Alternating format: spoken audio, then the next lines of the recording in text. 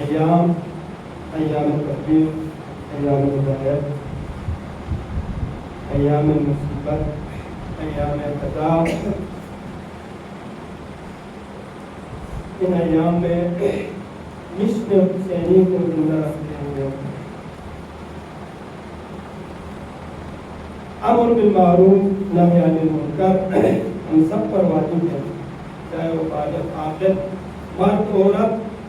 علی السوا برابری کی بنیاد پر سب پر امر بالمعروف نہی عن المنکر واجب ہے۔ بہرحال ایک ہی موضوع کو اگر بحث کا موضوع بنایا جائے تو لوگ انسان سے تنگ آ جائے، تو یہ تو چاہ رہا تھا کہ گزشتہ موضوع کو آگے بڑھاؤں۔ آج ایک اور موضوع کو ہم مطرح کریں گے کہ ان ایام میں یقیناً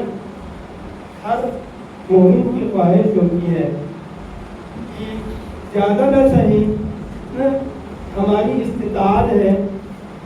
اسی استطاعت کی روشنی میں نذر و نیاز کا اہتمام کریں، یا بعض مومنین گھروں میں مجالس منعقد کی جاتی ہے، پرشادہ بھی کھاتے ہیں۔ ان کی سبب کیا ہے، حکمت کیا ہے، فلسفہ کیا ہے؟ یہ نذر و نیاز کا اہتمام کرنا یا مجالس و محافل کا انعقاد کرنا، اگر آپ تاریخ اٹھا کے دیکھیں تو یہ سلسلہ امام محمد باقر علیہ السلام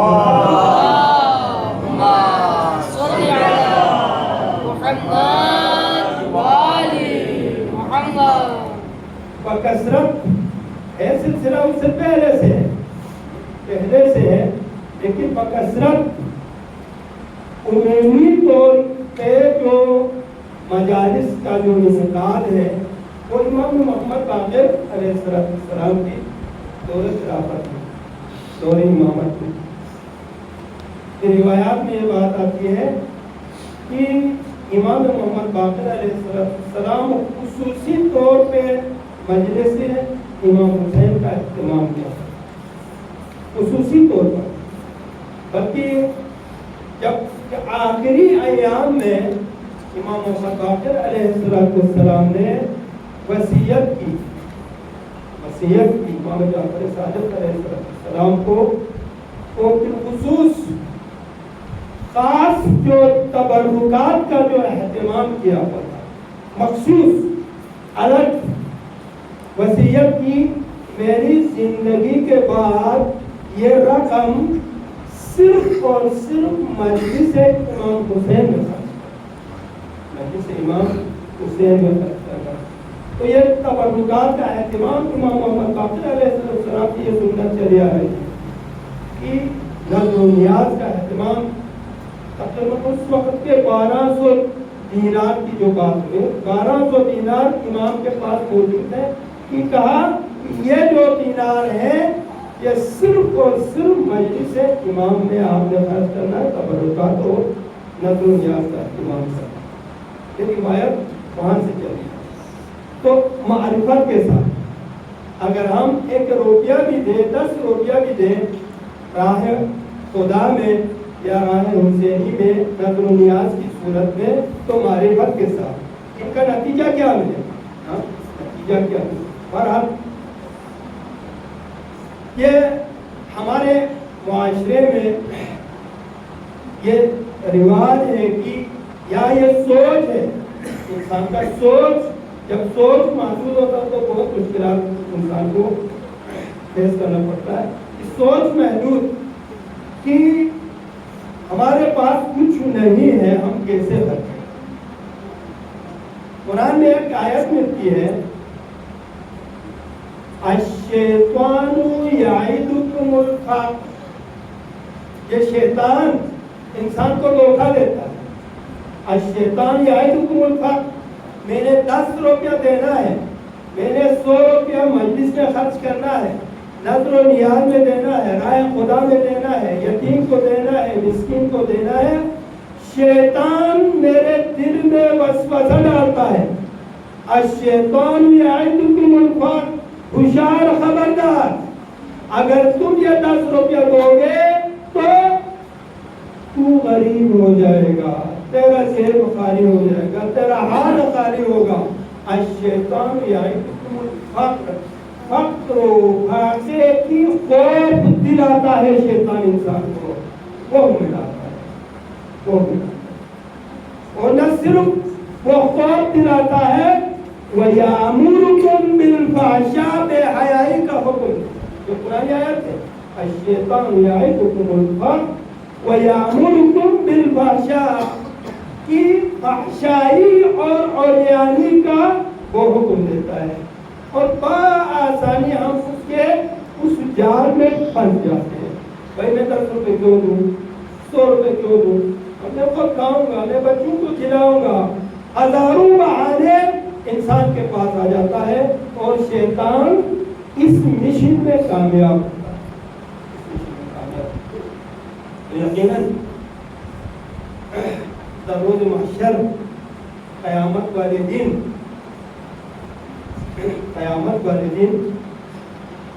جب حساب و کتاب ہوگا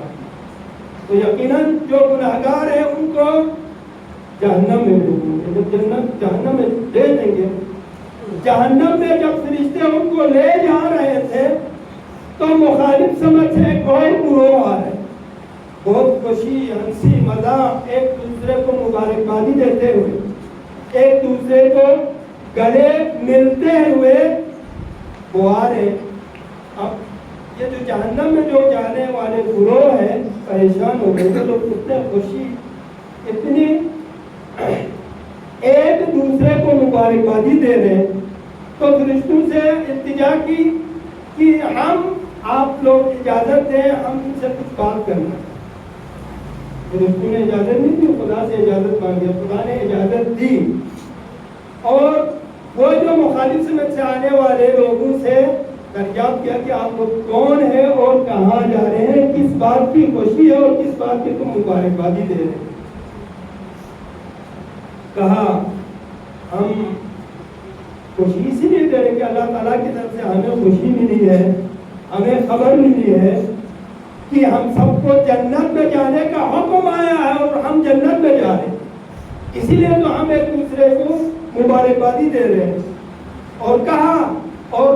یہ بھی ذہن میں رہے، ہم جو جنت میں جا رہے ہیں وہ بھی تم لوگوں کی وجہ سے ہم جنت میں جا رہے ہیں، تم لوگوں کی وجہ سے ہم جنت میں جا رہے ہیں۔ وہ کہا ہماری وجہ سے تم جنت میں جا رہے، اگر ہم اس قابل ہوتا کہ تم کو جنت میں دے دوں تو سب سے پہلے ہم خود جنت میں چلے جاتے، ہم تو جہنم میں جا رہے ہیں، اور ہماری وجہ سے تمہیں جنت کیسے ملی؟ تو گفتگو میں یہ بات ہوئی کہ کہا آپ لوگ یہ جانا پہچانا سا لگتا ہے، آپ نے ان کی شکل جانی پہچانی ہے، کہیں ہم نے آپ کی شکل دیکھی ہے۔ گفتگو ہوئی، جب گفتگو کا سلسلہ جب آگے بڑھا تو پتہ چلا جو جہنم میں جا رہے ہیں، جو جہنم میں جا رہے ہیں وہ کوئی ان کا بھائی ہے، کوئی ان کا باپ ہے، کوئی بیٹا ہے، کوئی بیوی ہے، مطلب کہا کہ تمہاری وجہ سے ہم جنت میں جا رہے ہیں۔ وجہ کیا ہے؟ وجہ یہ ہے کہ تم دنیا سے چلے گئے اور تیری جو جائیداد ہے ہمیں ارث میں ملا، وراثت میں ملی۔ ہاں کوئی بھائی ہے، کوئی بیٹا ہے، کوئی بیوی ہے، جو مال و متاع تم نے جمع کر کے رکھا تھا، تو اس دنیا سے چلے جانے کے بعد وہ مال ہم تک منتقل ہوا، ہم تک منتقل ہوا یہ کہ جو مال ہمیں وراثت میں ملی تھی اس خود کھائے اور آدھا ہم رائے خدا میں کھائے، رائے خدا میں خرچ کر دیا۔ وہ کہتے ہیں نا، نہ خود خورت نہ کس دیا، گندہ کنت بسر دیا، کہ کچھ لوگ ایسے ہوتے ہیں کہ مال و متاع اس دنیا کی اتنی لالچ، نہ خود کھاتے ہیں نہ دوسروں کو کھلاتے ہیں، نہ خود خورت نہ کس دیا، نہ خود نے کھایا نہ دوسروں کو دیا، گندہ کنت سڑ گیا، وہ تمام مال و متاع سڑ گیا۔ گندہ کنت جب سڑ جاتے ہیں تو باہر گلی میں پھینک دیتے ہیں، بسر کیا گلی کے کتوں نے وہ کھا کے چلا جائے۔ تو آج کرنے کا مقصد یہ ہے کہ دوسروں کی مال راہ خدا میں خرچ کرنے کا فائدہ یہ ہوا کہ آدھا مال ہم خود کھایا اور آدھا مال ہم راہ خدا میں، راہ حسینی میں، تبرکات نیاز میں ہم نے خرچ کیا،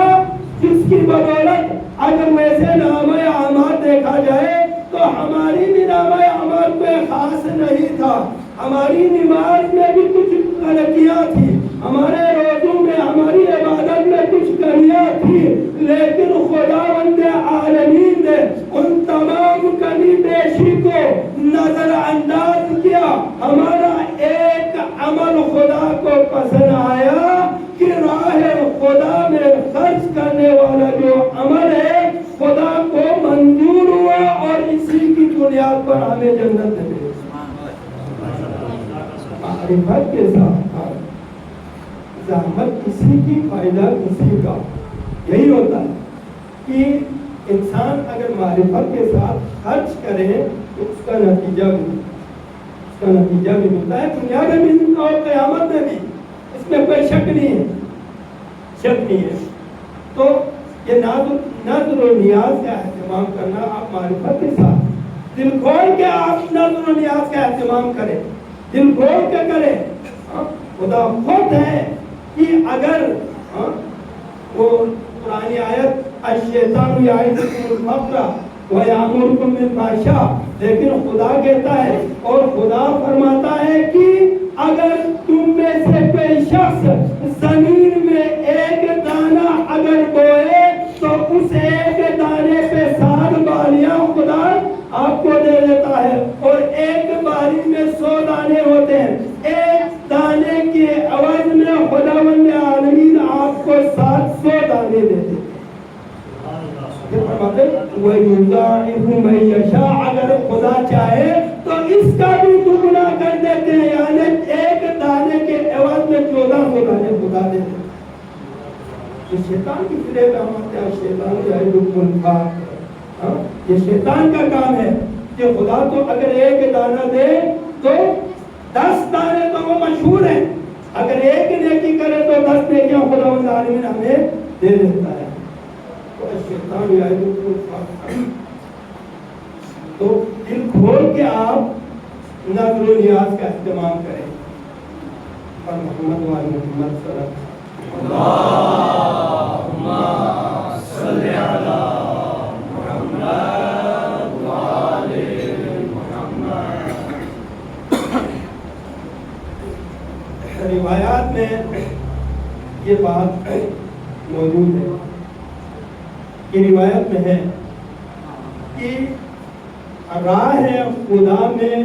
خرچ کرنا اتنا اجر و ثواب ہے۔ ایک مصیبت یہ بھی ہے کہ ہم اگر کوئی راہ خدا میں خرچ کریں تو اس چیز کا انتخاب کرتا ہے جو چیز میرے لیے بیکار ہے یا میرے پاس فالتو ہے، میرا کوئی کام کا نہیں ہے، اس لیے ہم چلو جی ہمارا کام کا نہیں ہے، اٹھا کے دے دے جو بھی دروازے پہ آتا ہے۔ تو یہ نہیں، یہ خیرات کا تقاضا یہ نہیں ہے، بلکہ روایات میں یہ بات آتی ہے کہ آپ اس چیز کا انتخاب کرو جو سب سے آپ کے پاس زیادہ قیمتی ہے،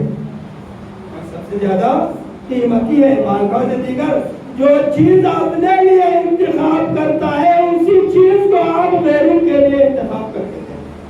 کیا راہ خدا میں یا رائے حسینی میں دے دے، نظر و نیاز کا اہتمام کریں، تو یہ بیماری ہے۔ تو عرض کرنے کا مقصد ہے کہ آپ معرفت کے ساتھ خرچ کریں، معرفت کے ساتھ، اس کا آپ کو صلہ ضرور ملے گا معرفت کے ساتھ۔ اور ایک اور روایت خرچ کرنے کا طریقہ، خرچ کرنے کا طریقہ یہ ہے کہ انسان اس مختصر زندگی میں، آپ اس مال کا مالک ہے، آپ گھر کا سرپرست ہے، آپ مالک ہیں، تو آپ اپنے ہاتھوں سے دنیا میں خرچ کر کے جائیں، دنیا میں خرچ کر کے جائیں۔ اگر ہم خود نہ خرچ کریں، ابھی جو واقعہ میں نے عرض کیا کہ خرچ نہیں کیا، ان کے والدین کی جو نسل، دوسری تیسری نسل ان تک وہ منتقل ہوتا ہے، زحمت کسی کی اور فائدہ کسی اور کا۔ تو عرض کرنے کا مقصد ہے کہ اپنے ہاتھوں سے آپ خرچ کریں۔ تو مشہور واقعہ آپ کو بیان کروں۔ ایک شخص پیغمبر اسلام کے خدمت میں آیا، عرض کیا یا رسول اللہ، میرے والد محترم نے یہ وصیت کی ہے، والد محترم نے وصیت کی ہے کہ اس کھجور کا جو گودام ہے، کھجور کا گودام ڈپو جسے کہتے ہیں، اس طرح گندم کی ڈپو وغیرہ ہوتا ہے، اسی طرح اس زمانے میں عرب ممالک میں کھجور کی ذخیرہ یا سٹور ہوتا تھا جہاں پہ کھجور کو جمع کیا جاتا ہے۔ یہ گودام ہے کہ میرے والد نے یہ وصیت کی ہے کہ یہ گودام کھجوروں کا پیغمبر اسلام کے ہاتھوں مدینے میں جو جتنے بھی غریب غربا ہے، مستحق ہے، ان کو تقسیم کرے، ان کو تقسیم کرے۔ پیغمبر اسلام نے قبول کیا، ٹھیک ہے، آپ کی والد نے اگر وصیت کی ہے تو میں اپنے ہاتھوں سے اس گودام کو تقسیم کروں گا۔ چنانچہ اعلان ہوا کہ فلاں جگہ پہ فلاں گندم، فلاں کھجور کا جو گودام ہے، وہاں جو بھی مستحقین ہے وہ آئے اپنا حصہ لے کے جائے۔ جب اعلان ہوا تو یقیناً وہ تمام عرب کے جو غریب و غربا، مسکین، مستحقین تھے، سب ٹوٹ پڑے، وہاں پہ ٹوٹ پڑے، کیونکہ عرب میں اس زمانے میں کھجور بہت قیمتی چیز تھی، بہت قیمتی چیز ہے۔ تو جس طرح ہمارے یہاں مثلا یہ نظر و نیاز میں بریانی زیادہ قیمتی ہوتی ہے، بریانی قیمتی ہوتی ہے، تو یقیناً ہمارے لوگ بریانی جہاں ہو، جس مجلس میں بریانی ہو، وہاں پہ کثرت سے لوگ جاتے ہیں۔ تنقید نہیں ہے، البتہ یہ تنقیدی بات نہیں ہے، یہ ایک حقیقت ہے، یہ ایک حقیقت ہے، اچھی بات ہے۔ نظر حسینی لینے میں ٹوٹ پڑے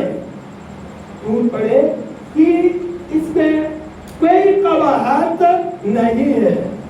نظر و نیاز کھانے میں کوئی قباحت نہیں ہے۔ پھر تو سارے لوگ آئے، تقریباً چند گھنٹوں میں گودام خالی ہوا، پیغمبر اسلام نے تقسیم کر، پیغمبر اسلام نے تو سارا گودام کھجوروں کا تقسیم ہوا۔ بالآخر گودام کو جھاڑو پھیرنا شروع کر، جھاڑو کا سلسلہ شروع ہوا، جھاڑو دینے والے جھاڑو دے رہے تھے۔ پیغمبر اسلام کو ایک عجیب چیز نظر آئی، پیغمبر اسلام نے جھاڑو والے کو روکا، ٹھہرو تھوڑی دیر۔ جب دیکھا تو ایک کھجور کا دانہ، ایک کھجور کا دانہ جس پر پاؤں پڑے ہوئے، مٹی لگی ہے، پتہ نہیں کچھ نہیں ہوئی ہے، ایک دانہ جس کا آدھا کھانے کے قابل ہے، آدھا کھانے کے قابل نہیں ہے۔ پیغمبر اسلام نے اس دانے کو اٹھایا، اب بہت بڑا مجمع ہے، بہت بڑا مجمع ہے، اس اعلان کی وجہ سے بہت بڑے بڑے عرب کے جو دولت مند ہیں، سرمایہ دار ہیں، معززین ہیں، سب کٹھے ہوئے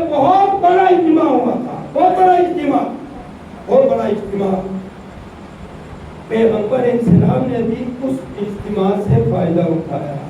پیغمبر اسلام نے کہ اس مجمع سے مخاطب ہوا پیغمبر اسلام مخاطب ہوا وہ کھجور کا دانہ ہتھیلی میں ہے پیغمبر اسلام کے کہا یہ کیا ہے کھجور کا دانہ آدھا کھانے کے قابل آدھا خراب اس شخص کے بیٹے کو بلا کے لایا اس کا بیٹا بہت خوش ہے اتنا خوش ہے کہ آج میرا باپ جنت الفردوس میں اتنے خوشی کے ساتھ آرام و سکون کے ساتھ ہوگا کہ میرے باپ کا یہ گودام پیغمبر اسلام کے ہاتھوں تمام عرب کے مستحقین تک پہنچا ہے لہذا میرا باپ اتنا خوش ہوگا بہت خوش فہمی میں ہے وہ جوان لڑکا کہا تم ادھر آ جاؤ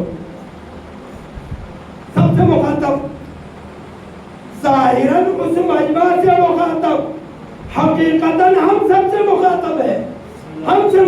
ہے بلکہ قیامت تک آنے والی نسلوں تک کے لیے مخاطب ہے پیغمبر اسلام فرمایا پیغمبر اسلام نے یہ کھجور کا دانہ جس کا آدھی حصہ قابل دین ہے کھانے کے قابل ہے اور آدھی حصہ مٹی لگی ہوئی وہ کھانے کے قابل بھی نہیں ہے اے نوجوان یہ ایک کھجور کا دانہ یہی خراب دانہ اگر تمہارا باپ اپنی زندگی میں کسی مستحق کو اگر دیا ہوتا تو اس گندم کی جو کھجور کی یہ گودام ہے اس سے دگنا اس ایک آدھی کھجور کی قیمت پر یعنی اپنے ہاتھوں سے اولاد باپ میں خرچ کرے نہ کرے وہ الگ بات وہ تو اپنی قیامت کی بات ہوگی نا اولاد کو اپنی اولاد اور اپنی قیامت بنائے گی لیکن جو مال کا مالک ہے جو گھر کا مالک ہے جو گھر کا سرپرست ہے جو اگر خرچ کرنا ہے تو اپنی زندگی میں خرچ کرے والا آدھی کھجور صحیح قیامت کے دن وہ پوری گودام سے بھی زیادہ بہتر ہوتا ہے تو یہ نظر و نیاز کی معرفت بہت بڑی چیز ہے معرفت کے ساتھ آپ اب دیکھیں معرفت کے ساتھ آدھی کھجور کی قیمت اس گودام سے بھی بڑھ گئی بہت بڑی قیمت تو معرفت کے ساتھ اگر معرفت نہ ہو تو اس کا کوئی صلہ ہمیں نہیں ہو تو وقت کی دامن میں گنجائش صرف یہ موضوع اس لیے چھڑا کہ ایک موضوع کی طرف سے نظر و نیاز کا اہتمام ہوا تھا تو معرفت کے ساتھ یہ سبب بنی ہم سب کے لیے کہ کوئی نہ کوئی انسان کی معلومات میں اضافہ ہو معرفت میں اضافہ ہو اور معرفت کے ساتھ اگر مجلس قائم کرے تو یقیناً امام محمد باقر کی سنت ہے مجلس کے ساتھ اگر فرش عزا بچھائے تو یقیناً سیرت زینب ہے سیرت زینب ہے اور یہ مکرمہ زینب نے سب سے پہلی مجلس فرش عزا سب سے پہلے اور یہ مکرمہ زینب نے قائم کی تھی جب زندان سے رہا دوستاروں معرفت کے ساتھ آج محرم کی 8 تاریخ کی واقعہ عرض کرنا ہے ابو الفضل العباس کا معرفت کے ساتھ مجلس میں آپ تشریف لائیں معرفت کے ساتھ مجلس کو آپ سنیں معرفت کے ساتھ آپ لوہا پڑھے مرثیہ پڑھے اور سینہ زنی کرے عزاداروں ابو الفضل العباس کی فضائل بیان کرنے کی ضرورت نہیں فضائل بیان کرنے کی ضرورت ہو دوستانوں حضرت ابوالفضل العباس جب صبح عاشور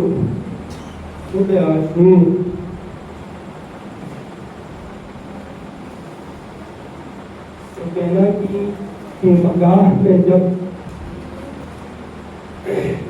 خبرگیری کے لیے تشریف تھے تو اس وقت کنیز فضہ یہ عرض کرتی ہے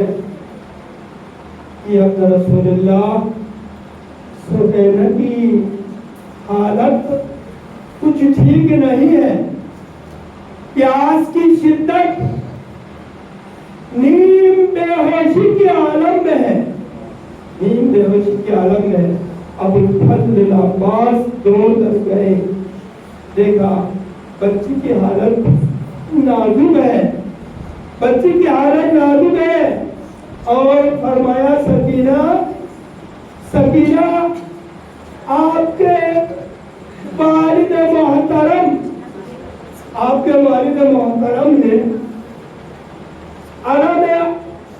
علم عباس علم میرے ہاتھوں میں دے کر مجھے علمدار کا لقب بخشا ہے۔ بیٹی سکینہ آپ مشق سکینہ لا کر میرے گردن میں آپ